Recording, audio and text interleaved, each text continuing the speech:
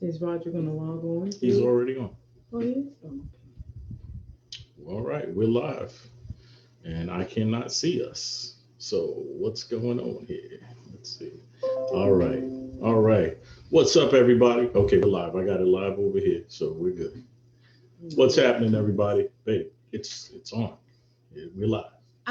I know that. Oh, okay. I just didn't Hey, think... everybody. I guess he wanted me to say hey. Okay. Yeah, absolutely. Absolutely. We're live today with you guys. We got a special little treat for you today. Again, we do this Wealth Building Wednesday. This is something that we've come up with to just help impart into people's lives a little bit of knowledge and that we have, and then the people that we surround ourselves with. We have accountants, we have lawyers, we have doctors. We got a lot of people that we surround ourselves with that help us to create wealth. And today we have a very special person that is very special to us. This brother, he's our accountant, matter of fact. So I'll give you a little bit about him. His name is Roger Miller. He is a self-employed financial professional and a veteran in the tax accounting industry. He has his BBA degree in accounting from Baruch College in New York and worked for 19 years as a special auditor with the New York City Department of Finance. Before resigning in 2002, he is an enrolled agent certified to practice and represent clients before the IRS, which he has helped represent me when I got audited one time. So and that was the only time that I got audited, and he did a great job for me, saved me a lot of money. He holds his Series 7 and 63 securities designations from 2001 to 2006, and worked as a registered securities representative, transacting security business in New York and New Jersey until his resignation. During that time period, he has also held a New York City insurance agent designation for life, health, and accident insurance. He has worked as a mortgage counselor, a loan officer with a number of different banks and brokerages, companies for a number of years. He is currently the owner of Miller Financial Services, LLC, a limited liability corporation in the state of New York that offers a full range of business services tailored to meet the needs of the individuals and small businesses. Services include, but are not limited to, tax preparation, bookkeeping, and business formation and dissolutions. Roger and his wife, Deborah Miller. Yeah, I know he's waiting to get in. We're going to get him in. Roger and his wife, Deborah, are the chairpersons of the Marriage Enrichment Ministry of the Greater Allen Cathedral of New York. They've been married for 28 years and are proud parents of two lovely girls. And yes, they are two beautiful individuals. Like I said, we've known Roger and his wife for probably about 23 years. Yeah, ever since one of our next to oldest sons was born. So without further introduction, let me let Roger into the room. And as he comes on, he should be on shortly. There he is, Mr. Miller. I don't know if you've seen the introduction that I gave, but your mic is off. Your mic. You got to turn the mic on, brother. You know how to work numbers, but I guess the mic is an issue. Well, you can turn it off. Mute. Unmute. There you go. I do this on a regular, my dude. This is not something that's new, man. Okay. I figured, sometimes you accounting people don't know technology that well. Stupid. I know what that means. Yeah. How you doing? Hello, Hey, Mr. and Mrs. Miller. What's happening, Mrs. Miller? How you doing today? Good. How are you? Look at you guys. Yeah. Where are you? We are in our office. We're You not got a in our virtual in the back? Ballers. Oh, they got a virtual in the back. rented out a secret location. We're in our office. Yeah. I should show you my beach office. Oh, okay. So Y'all getting what's up, happening, man? Y'all are getting up there. Y'all both wearing glasses. Oh, well, so are Listen, you. listen, I don't need these things, man. I know. I only need them when I gotta look at a piece of paper. See, and with all of your background and your history, Oh, I don't. Yeah, this. I had to put it on to make sure I read everything right about you. Yeah. These are readers too. These are readers. But I can't read without them. I feel you. So Mr. Miller, Yeah. you know, they say some of the best questions to ask your accountant, you know, whether you're a business owner or an individual that is planning for the future, you know, knowing the right questions to ask your accountant gives you a powerful advantage.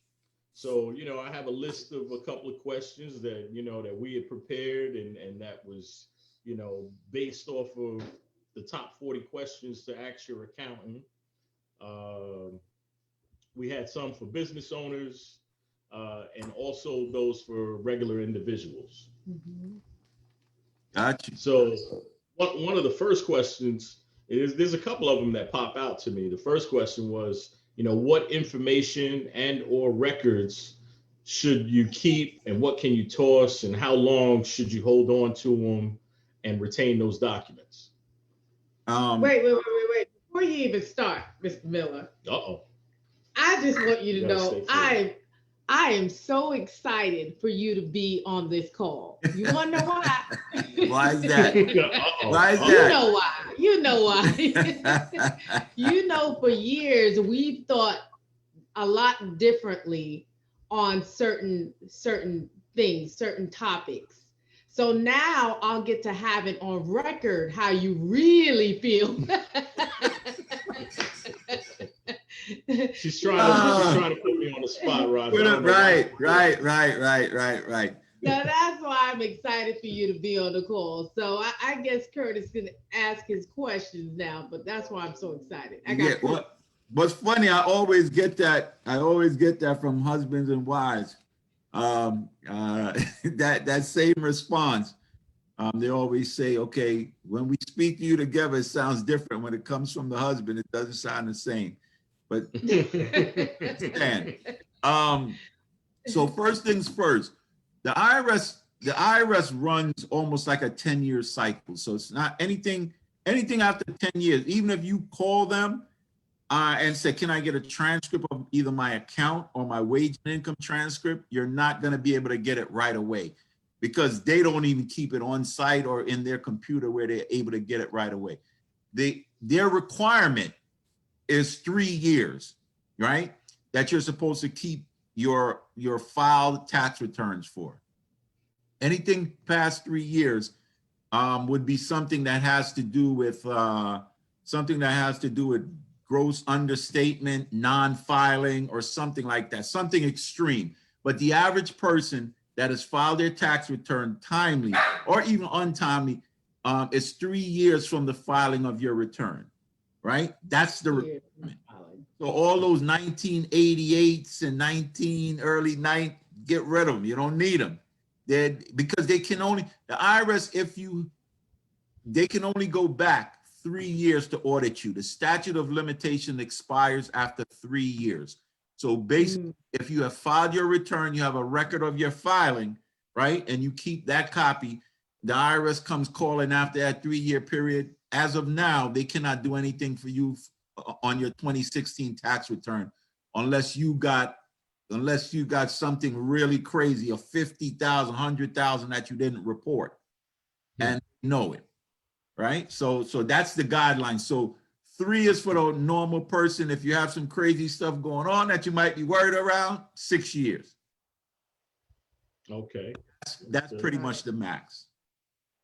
Got it. All right. Now, one of the other questions was, how will the 2017 tax reform, well, we're saying 2017, but like the 2019 tax reform act affect people? How does that affect people? The only thing that people really have to be concerned about, and not so much the act, is that a lot of people, you know, while the pandemic was going on, a lot of people were able to file. Even self-employed people were able to file for unemployment. This is the first time that I know in my lifetime, anyway, that I've known them to do that.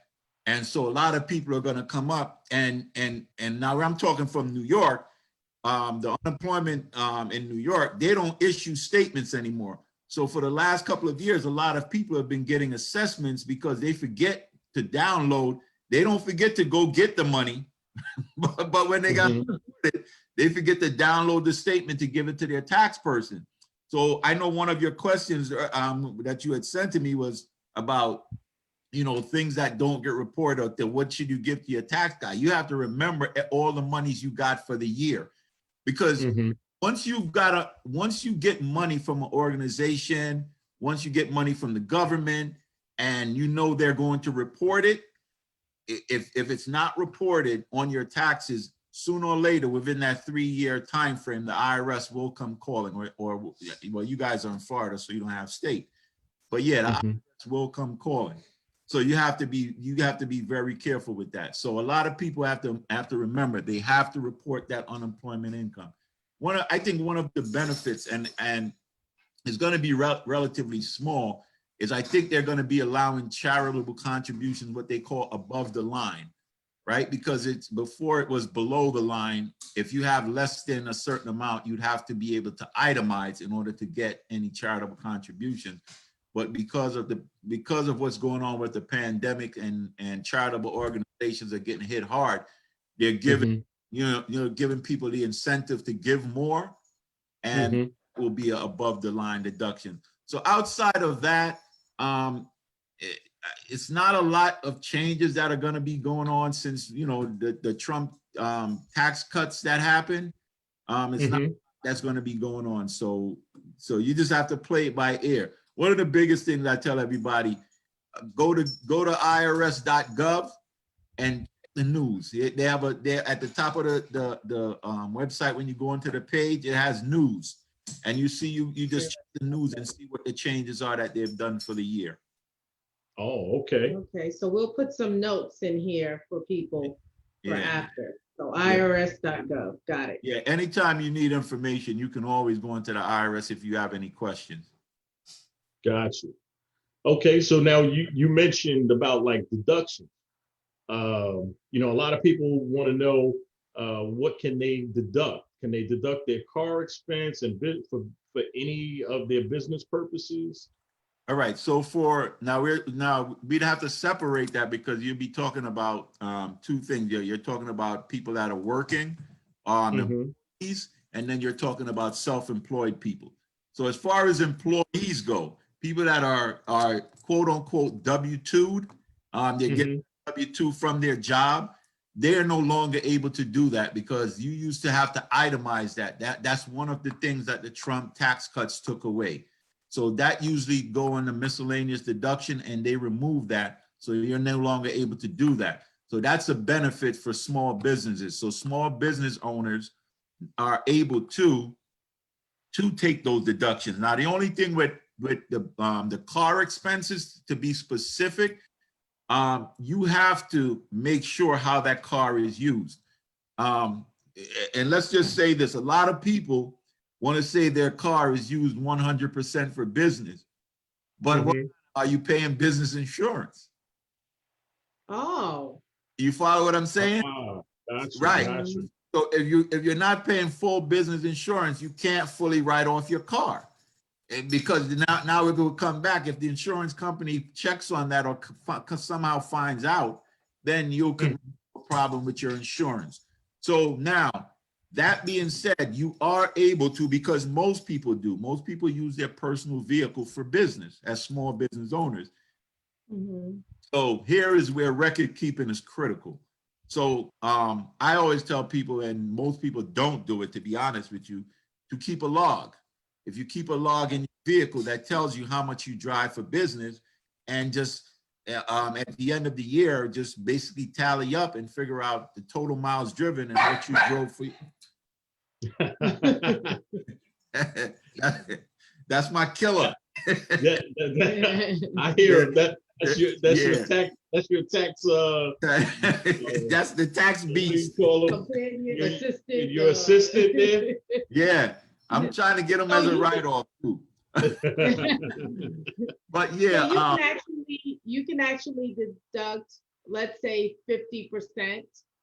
Well, again, it all depends on how much you use the vehicle. So it's not a matter. Remember, the vehicle. If you have a vehicle and you use it 100% for business, you can deduct it 100%. But realistically, most people are not using their personal vehicle 100% for business. So if you can, because remember, at the end of the day, is what you're able to substantiate if the IRS comes calling. We can put anything on a tax return, but when the piper comes, that's when we run into problems. So I always tell my clients, to the best of your ability, try, if you have to estimate to the best of your ability, the amount of time that you use the car for the year, put that amount. Okay. Now, do you think it's a smart idea, and I'll leave this question alone, but do you think it's a smart idea to document, let's say you go, let's say like I'm a realtor, so I show clients. So let's say that I document, okay, today I went to Claremont and I did 30 miles. You know, would it be safe to say to document that? Or is that kind of like a waste of time? Yo, you always, too much, for me anyway, as an accountant, more substantiation is better than less or none. The better you have, because as long as you have those things, you're able to, to a certain degree, show them something. And even if you don't keep the mile, remember, even if you don't keep the mileage, if you have a list of clients you've seen at certain times, you can still estimate how far those clients live. And if you have to go back to prove that you met with those clients. So as much substantiation as you can, as much backup as you can have, just in case you need it. Okay. Got it. I got a question here also from a friend of mine, Tawana Wood in New York. She said, what about New York? Trump changed things for us. I don't know exactly what she means specifically for that, but you're in New York and we were here in Florida. So right, because well, it's the same change for everybody. His biggest change was capping, one of the biggest changes anyway, was capping the real estate taxes, right? Or taxes in general. Let me not say real estate. Taxes in general were capped at $10,000. That's a drop in the bucket for people that live out on Long Island that's paying $20,000 in taxes, and then their withholding is another 10 based on their job. So a lot of people are losing money that way. There's not a lot. I don't know if it's ever going to be changed or how soon it's going to be changed. It's not like the incoming president is going to snap his finger, come in day one and get it done. Trump almost, 3 years to do it. And the last time they had any changes, New York itself is looking to make changes to help taxpayers on their state taxes, but as of now, the federal tax changes are there are really nothing you can do about it. Okay. Let's see, we got another question here. How much of your household bills and or equipment is deductible? They said here as a business expense. So right. Again, I'm looking when it says business, because I'm not thinking now, like I said, all of that stuff for employees is different. Now they use employee business expense or job expenses, as they used to call it. That, like I said, for employees are no longer tax deductible. For self-employed people or for business owners that are small business or corporations, LLC, stuff like that. Again, it's the percentage that you use, and I wrote that down somewhere. Let me just say. One of the key things that the IRS used for that particular, because those are two things, those are always it's three things with business owners, right? I'm doing I'm doing some bookkeeping for a guy right now where I got to take it back to him and show him what goes on, because there are 3 areas. One is business use of your home. One is other expenses for the home. One is car, right? So it's really home, car, and meals and entertainment. Those are the 3 that kills people. And Okay. I tell them, meals and entertainment, leave it alone.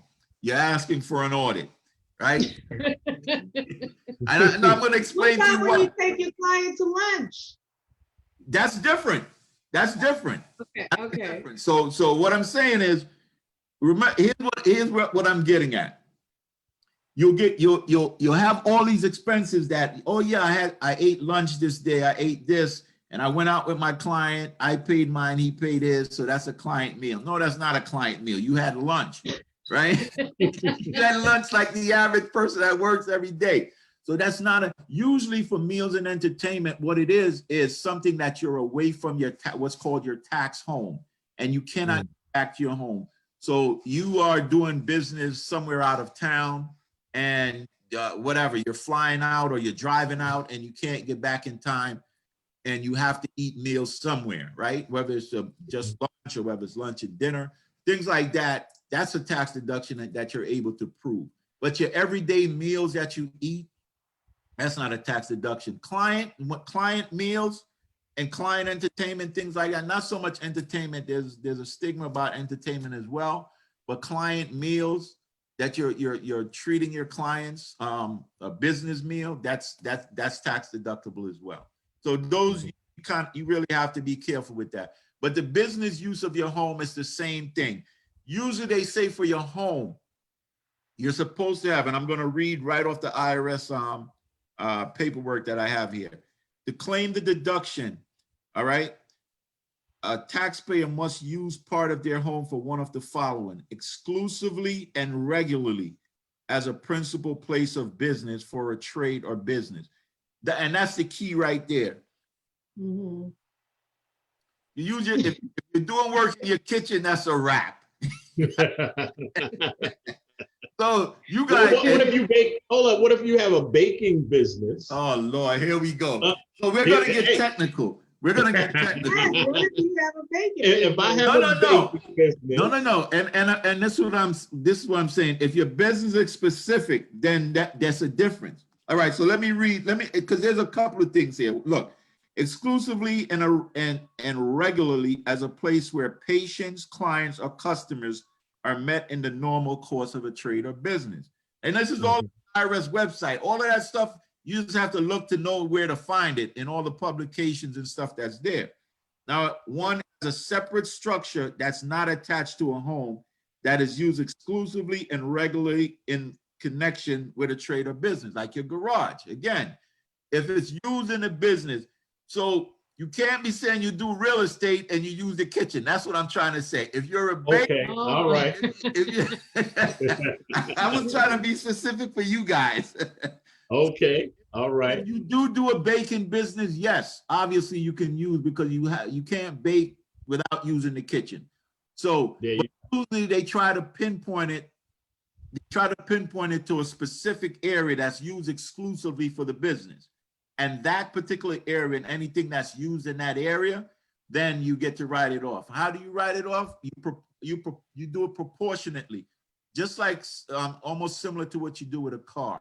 Like we say a percentage, you do a percentage of the house. So some people do it differently. Square footage is probably the primary way the IRS does it, but some people they do it by room. So I have a 10-room house and I use one room. I use 1/10 of all of my bills. Now you already, if you itemize your deduction and you own the home, that means you're already getting those deductions, because you get a full real estate taxes and you get your full mortgage interest. So now you're just really talking about utilities and things like that that you pay on a normal basis that you'll be able to proportion and write off. Okay. All right. We got another question. Well, it's not even a question. It's a statement from my buddy Rudy. Hey, Rudy. What's happening, Rudy? We got here, it says PPE forgiveness. Any thoughts on that? Any thoughts on that? The PPE forgiveness? what people, if you did what you were supposed to do in it, it will be forgiven. It's primarily for things like payroll, because they wanted people to, they didn't want everybody to be on unemployment. So they were trying to get people to continue to pay their employees. That's why they were giving that money out. Now, granted, remember, a lot of that stuff is grants and loans, so you got to be specific about what you got. If you got a loan, you're gonna have to pay it back. If you got a grant, right, or you have what's called a forgivable loan, right?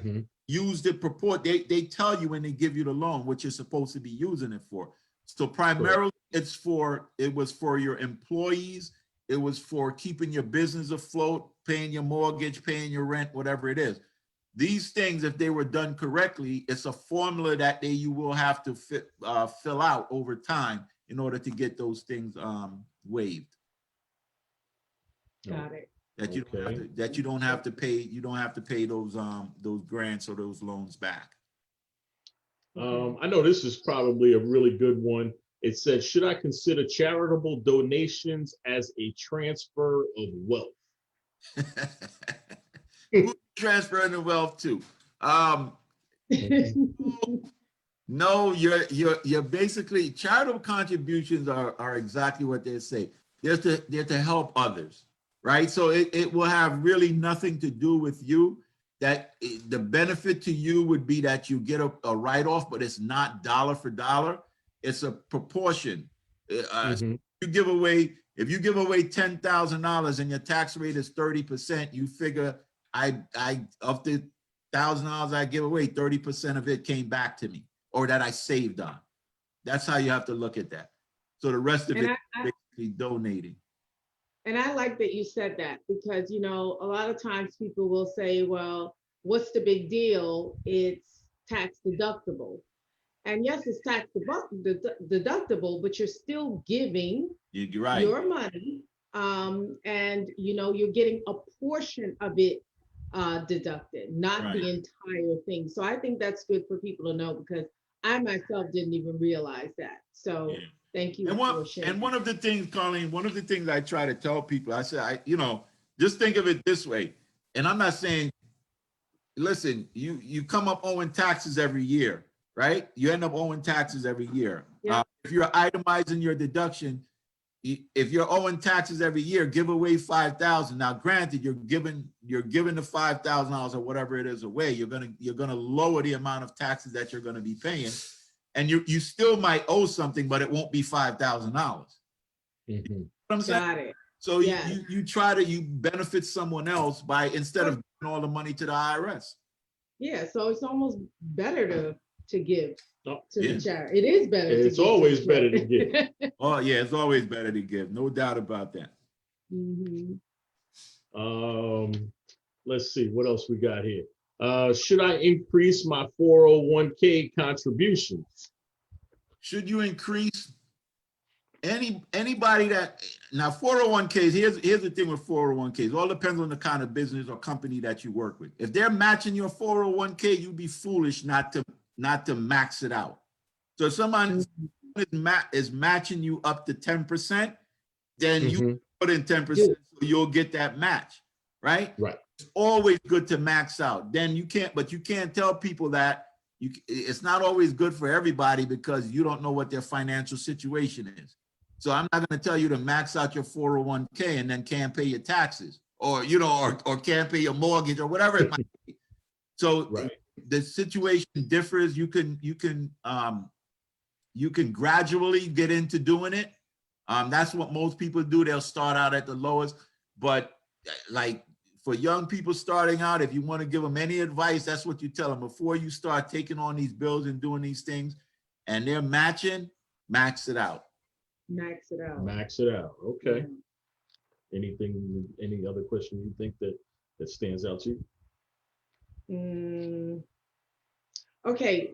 This is what I want to know, because, a lot of times people will ask me, what do I like about my accountant, right? And I always tell them, I like my accountant because I feel like he's honest.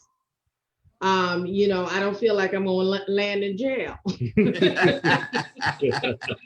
You know, not only that, you know, he's a personal friend of mine, but you know, honestly, I enjoyed the fact knowing that you're not cutting corners in order to save me $5 when that could, you know, I can end up it could end up costing me thousands of dollars in the end. Right. So I appreciate that. But when people are looking for an accountant, say, you know, tell me what should they be looking for when Well, they meet with an accountant, what should they be looking for? it's like anyone, and I what I do is I refer clients to people, and I say this to people when I refer them. I say, listen, everybody's different. Just because they're a friend of mine and they work good with me, don't mean you're gonna like them. You have to. Mhm. It's like getting a contractor. They say get 3 estimates, find 3 accountants, talk to them, see who you like best, and then look them up. This is what a lot of people don't know. On the IRS website and the state's website, if you pay taxes in your state, they have people that are tax preparers in there that are qualified with their credentials. That you Mm. look them up and say, oh, yeah, and they have the crooks in there. So you no, really. I mean, it's amazing because this stuff is put out there. The IRS puts it out when they've audited people, when they've disbarred accountants. It's on their site. If you want to find bad accountants, you can look on the IRS site and see. So, but it's all about going with who you feel comfortable with, because Mhm. most people that have accountants, they're with their accountants till they die. People rarely change accountants. Yeah, that's why I need you to live a long time, brother. Because I'm, I'm trying to stay here for a long time. I So I am, need you to brother. I stick am trying around. my best. But let me jump real quick. Let me give you a couple of things. One of the things everybody jumps in and says to me, because it's been a crazy last couple of years with Trump and them in office. So what everybody Mhm. says is, oh, I want to pay what Trump paid in taxes, right? He Oh, that's right. true. Yeah, Yeah. Yeah, that's what they yeah, I told want to pay about. that too.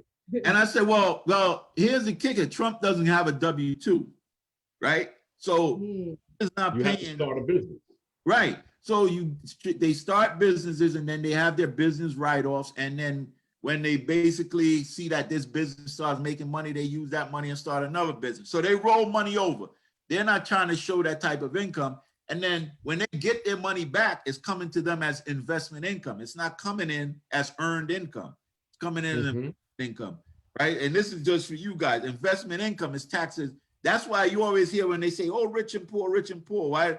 Because the rich people get taxed at 15%, right? You and I, who think, Hmm. or somebody that's making 150,000, 200,000 on a dollar, 35%. getting taxed at 38%.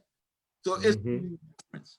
And somebody that's making millions and millions through investments are only getting taxed at 15%.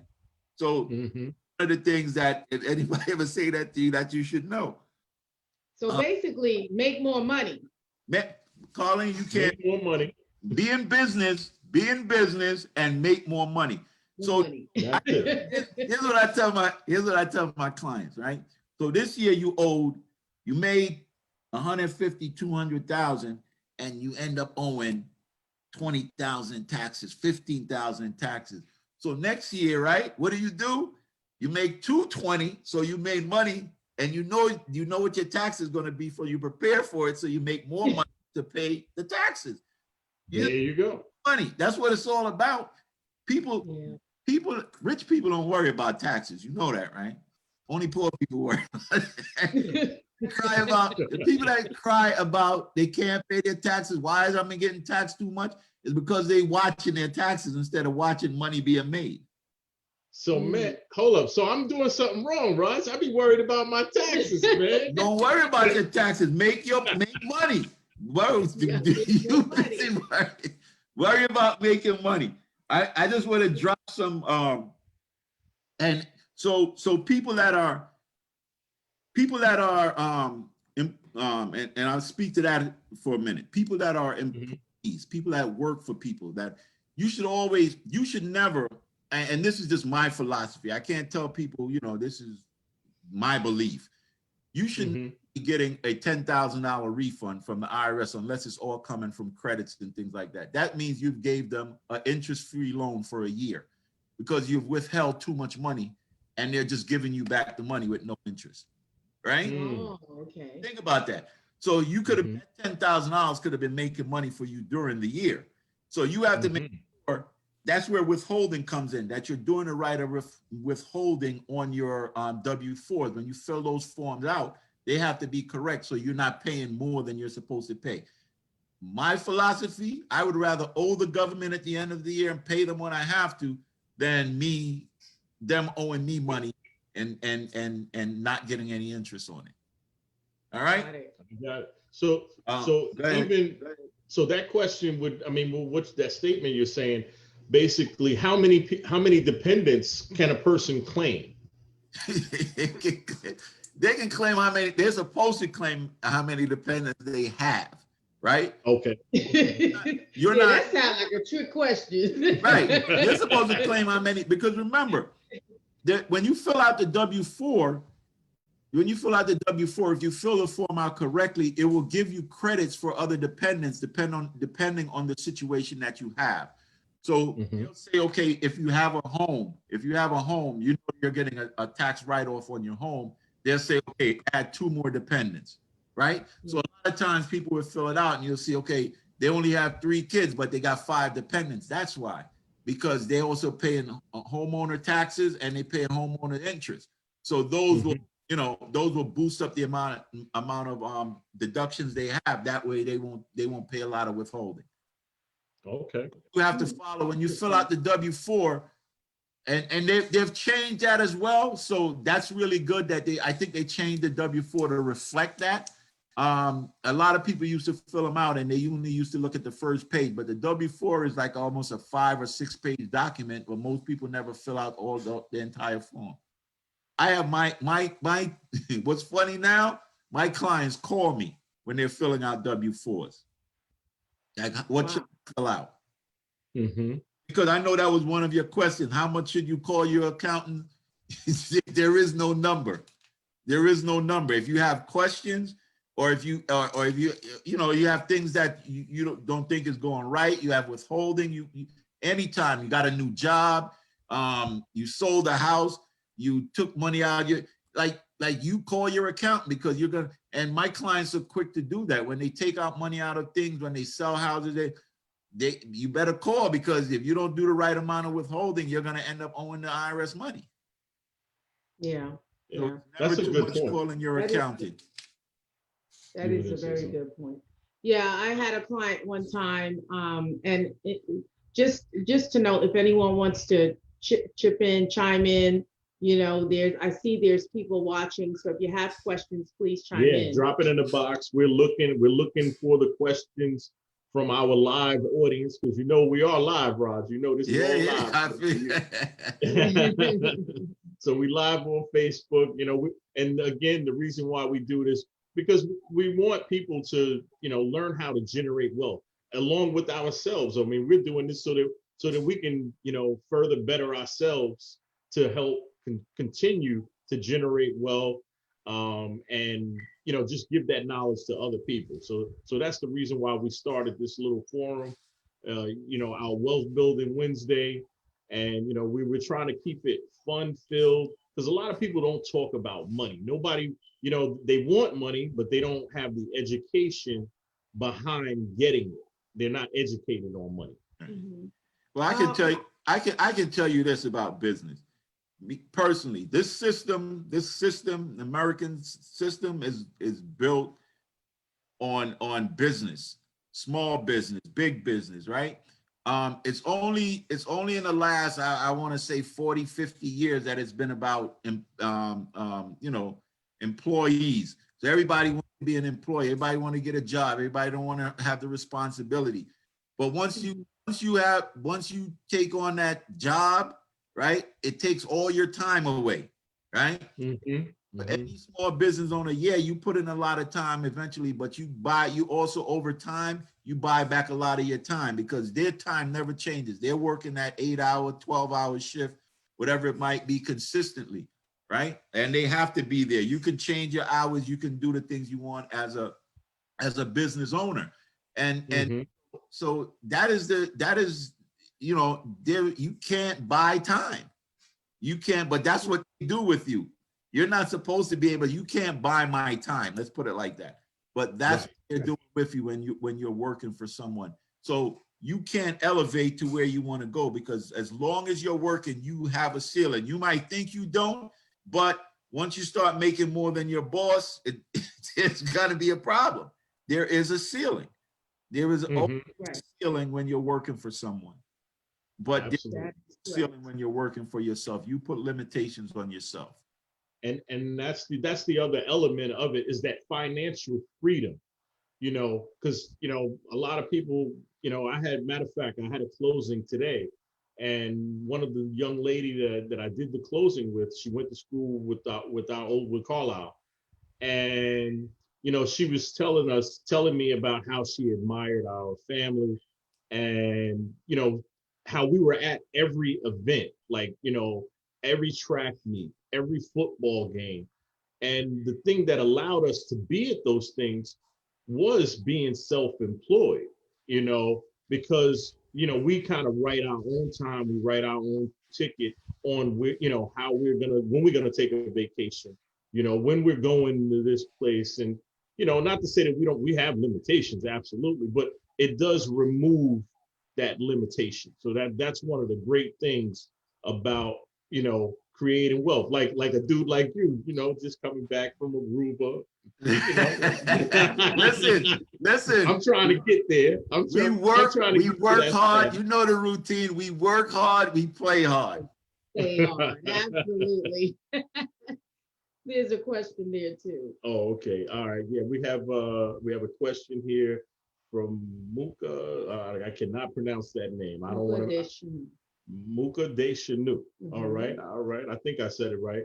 It says, for medical expenses for people under 65, is there an amount of medical expenses that are worth reporting that is tax deductible? Well, remember, medical expenses has a limitation. Again, you have to be itemized in your deductions. So for the average person, right? Let's say a single person. I'm not going to go into all. I had a household, but a single person, as it is now, when they raise the tax exemption, the standard deduction rather is $12,200 now. Right? So anything under $12,200, you're not able to itemize. Before, you used to be able to, they just used to have an exemption and then the standard deduction, and I think it totals somewhere around $11,000 or $12,000. But now it's a flat $12,000. So if all of your expenses, if your taxes, there were 4 now, right? Because they got rid of those 2. So you have medical, you have taxes, you have contributions. Medical, taxes, interest, and contributions are the 4 deductions that you have on your schedule, which you can itemize. If those 4 are under 12,000, then you're not going to be able to itemize. Now, why I say that is most of the times your medical deduction is limited to 10% of your adjusted gross income. So if your adjusted gross is $100,000. Oh, okay. Right. So you only have a certain amount, 5,000. So it's not going to go over that $12,000. So, but you keep your records. More than anything, what people have to remember, someone called me and asked me this week, same thing. And I said, listen, more than anything, you keep your records. If you have a medical bill, you keep it till the end of the year and you figure it out. Does it take me over or does it take me below? Once you have your record, it doesn't matter if you paid it, but you're not going to pay additional medical bills. You're not going to go to the doctor additionally just to get a bill. You follow what I mean? So whatever your bills total, if it's under the 10%, then you're not going to be able to do anything. But if it does go over, whatever you're over, you'll be able to deduct. You guys froze on me?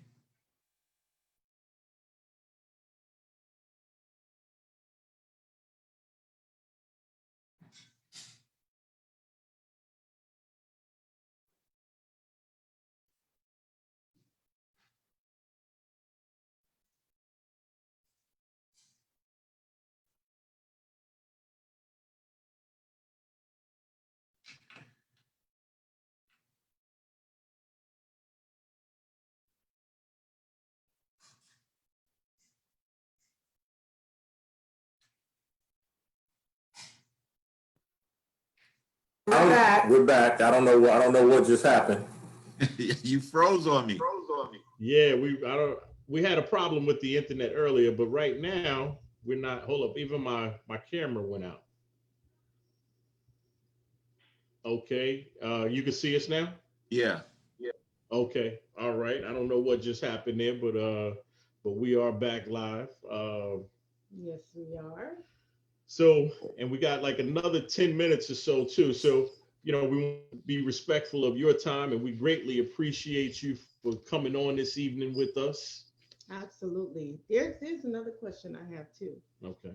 So now that, there are so many people that are getting into having their own business because of the whole pandemic, I realize with people that I know that they are feeling this point of um, exacerbation with their regular 9 to 5s. And now they're ready to become business owners. Okay. So, what is the best advice that you can give someone who is ready to become a new business owner, a realtor? I mean, that's a new business owner. Anyone that is going to be self employed or even have a little business at the side. What's the best advice that you can give them? Pray. Well, and first and foremost, you have to do your research. Yeah. And I think most businesses fail because they don't do the research and planning beforehand to figure out what their needs are going to be when they do in fact start. And because if you're going to go into business, most of the time I tell people you're going to shortchange one or the other. So you're either got to make a decision that I'm going to do the business or I'm going to, concentrate on work, or one or the other. But sooner or later, one is going to tug on the other. So you're going to have to make a decision how you're going to do it. You have to formulate a plan basically on how you're going to leave your profession or whatever you're currently doing to do your business. Are you planning on doing them? And is it feasible for you to do them side by side? Most of the time it's not, because in order to maximize your business, you got to put the time in. So your job is going to be taken away from it. So I think more than anything, that's what you have to decide. And then you have to budget, because obviously, what does the average, and let me use you guys for the average real estate salesperson beginning their business, or a real estate broker beginning a business with nothing to back them up. Do you have enough assets that that you're able to walk away from the job? Do you have enough savings? Do you have so a lot of things you have to take into account in order to do that, and then plan it and move forward. Got it. That's definitely a great one, especially because I know a lot of people that they look at realtors as like it's all glitz and glamour. They look at realtors because they think they get these big checks, but not knowing that the tax man is waiting for them behind every one of those checks.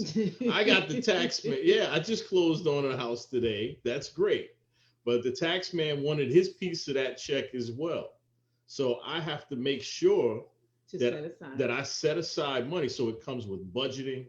It comes and that's, like I said, that was the total reason why we started this Wealth Building Wednesday, is to help educate people along those lines. But back to what I was saying about realtors, people look at realtors and think that that's like the ultimate, end all to your problems. And honestly, like you said, it could be, you need to pray, because you could be creating more problems for yourself. Because what can you withstand, 3 to 6 months without making your first closing? And yeah, you might get a $10,000 check, but the average commission is only about $5,000 or $6,000 on average. And Curtis, can I say this? And I'm sure you guys can attest to this. The average real estate agent, has a job. Yeah. The average real estate agent has a job, right? Yes. They have not committed. And as long as you don't commit to what you're doing, you're always going to need that job. Absolutely. Yes. Absolutely. So very true. That leads me back to the book that we it's almost like my little Bible. It's called The One Thing. It's not my Bible, of course. I don't even want to put it same thing, but you know what I'm saying? It's my real estate tool that I use to keep me focused. And it's called The One Thing. So sometimes we have to realize that we have to focus on the one thing in order to get us to where we want to be. Mm-hmm. So, I mean, those were some great points that you brought out today. And that also leads me to say that there are times when the average person thinks that they're an accountant and they will file their taxes and do it wrongfully. And then 3 years later, they're suffering the consequences because it's not their one thing. That's not what, they went to school to do. So, any advice for people doing their own taxes? Right. Stay in your lane. Stay in your lane. Again, That's a good one. and most they've simplified it to the point where if you are, I mean, the average person doing a TurboTax or something like that, if they don't own a home, they don't have any kids, they're single, they're not making but so much money. I would suggest they do that. I tell a lot of my clients that. I tell my elderly clients, go to the VITA centers. The IRS has volunteer centers that you can get your taxes done for free, but you still want to pay me. All people do is pay you for something that they can't do themselves, right? That's what we get paid for something that they can't do themselves. So I usually tell people, if you feel you can do it, then yes, but make sure you know what you're doing, because it's going to cost you more when you come back for something up your work. Absolutely. Yeah. Well, I think that's all. I think this was a really great forum, man. Because we're right about, we still got about 4 minutes, and I'm looking at the time here, because normally we only do about 45 minutes, but I figured since we had you on, we go the extra mile, because that's the kind of guy that you are, And then, we have a lot of people that it looks like they're watching, and, maybe somebody doesn't have questions now, but maybe later on they'll have some questions. So, and I think you really covered a lot. So if anyone on this page or in the future has any questions, where can they reach you to talk to you? Well, or not just talk to you, where they can reach you to hire you. How about that? Listen, because you do our taxes, like I said, we here in Florida, and you still take care of our taxes. So it's got and with the pandemic, the whole system is going to change. That's what people don't understand. Nobody, you see now, it's no brick and mortar. Brick and mortar is going by the wayside. You don't need an office. A lot of people are now starting home-based businesses. Yes. So basically, while I worked through the pandemic, I basically was doing everything through email, right? Online. I mean, literally, people was mailing. So it was not that, sitting down. Nobody wanted to sit down in front of everybody, and I didn't want anyone sitting in front of me, because I'm worried about them just as they're worried about me. So this is a new climate that we're dealing, like they all talk about the new normal that we're going to be dealing with. But my email, and my website, Miller, MILLERFSLLC.com, MillerFSLLC.com. And if you want to email me, it's info@MillerFSLLC.com. Okay. All right. Well, wow, I think we definitely covered a lot. But one of the last ones that I want to hit that I had on this question list was, what is the best way to pass down your wealth to your children? Because a lot of people don't know what are some of the best ways to pass along, their wealth. Well, as you know, I've turned those licenses in. So, but I can talk about it because I did it enough. First and foremost, you have to start putting your estates and your wills together. Like a lot of people say, but I don't have anything to pass on. Everybody has something, or you might get to that point because you will not believe the amount of people that when they pass or a parent pass or whatever, they realize that there's nothing in place, and now the courts take half the money, the attorneys get some of the money. They have to be real careful about that. But you start from early, obviously. Anybody that's looking for business or anything like that, I'm one of those. Stay in your lane. Always have a good accountant. Always have a good banker, and always have a good lawyer. Right? Those are your three must-haves. For any business owner, really any person that you feel comfortable that you have to do business with them sooner or later. So in those instances, I know they say it's always good to have a will in place, but for most, they say for less legal issues and easier to pass along and better tax savings is to set up trusts. That goes into, again, you would have to find a tax attorney that does stuff like that, that's really good at it. And you can save a lot of money that way. But those definitely, as soon as possible, you're supposed to have all of that stuff in place. Tomorrow's not promised to any of us. Right. Absolutely. Well, Yeah. Well, Raj, man, I mean, I think that's all. I don't have anybody else putting any other questions out there. I'm looking up here to see if there's any other questions. I know we have a couple of viewers, and I thank everybody for, taking their Wednesday to just chime in and hear what the Grimes group has got to say. I'm gonna drop this last one before I leave, though, because a lot of people with the a lot of people don't realize how good what you call it? It's a FSA. I forget what you call it. FSA. Those health savings plan. Oh yes. Right. Yeah. Those health saving plan. What you do with that? But again, you have to have a job. It's a tax deduction. It's a tax deduction for you, money you put into the HSA. So whatever you put into the HSA, it's basically a health savings. It's a savings account for your health. So once you put it in the account, you're able to deduct it. You don't have to pay taxes on that money, right? But on the other side, you have to have what's called a HDHP, a high deductible health plan. That's it. So you get a high deductible health plan, whereas basically your premiums are really low, right? Your premiums, and you don't have to pay a lot of premiums. But if you have if you have health costs, if you don't have anything, you're going to pay a lot of money anyway. So it's good to have something.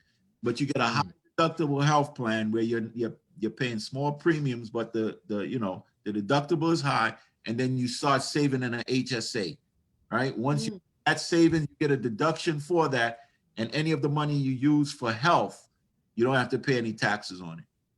Wow. Okay. That's a great nugget. Yeah, just wanted to drop that on. That was the golden nugget. You said it to the end. I don't know. I think maybe you and my wife here may have had a conversation earlier, because I'm big. Like, I hate paying health. Nobody likes paying insurance. Biggest scam in America. Until you need it. Exactly. So now you're gonna make me start putting some money away for health savings. All right. But yeah, hey Curtis, do the research, and you'll see it might be worth doing it. Absolutely. All right. Yes. Yes, sir. Thank you. Now remember, I got it on tape. Colleagues, you know you can call me anytime. Thank you so much, Mr. Miller. We really enjoyed you conversing with us this evening, and I think you helped a few people out there. And like I said, this goes on YouTube as well, so people will be able to view it after. And we thank you so much for your time. We really appreciate. All right, you guys be well. All right, Raj. Appreciate you, man. Take care. We'll talk to you soon. later. All right. All right.